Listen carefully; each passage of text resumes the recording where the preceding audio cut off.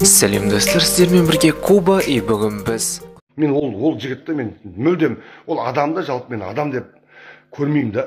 Сосын кейін мен ол жайлы әңгіме айтпаймын да. Мен білемін.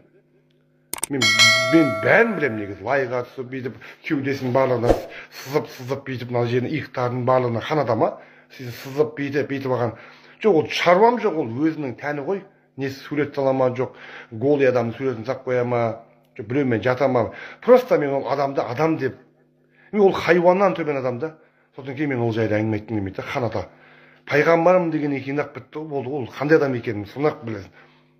Ешқашанда іш мақұлда мен бәрімізді ішіп не аламыз ғой, өзің білесің да қалай өмір сүрсең де. Бірақ тіпті артық кетпе да. Мен мысалы ең жек көретінім Алла тағалам Құдайға қарсы шығатын сөз айтпау керек та, болды.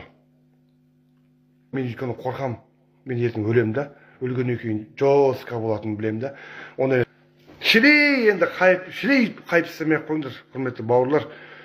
Жүре бір содан танымал болмай ақсаң, болмай кет. Білем, сөз бар екен. Атын шықпаса жер өрте деген сөз бар да. Бірақ Құдаймен ойнасаң ертең аяғы жақсы болмайды ол. Просто өлесің ғой, бәрімізде топырақшылдымыз ғой. Бәрімізде туылмақта өлім бар дейді. Бәріміз намысы жоқ. Кім? Менің намысым жоқ.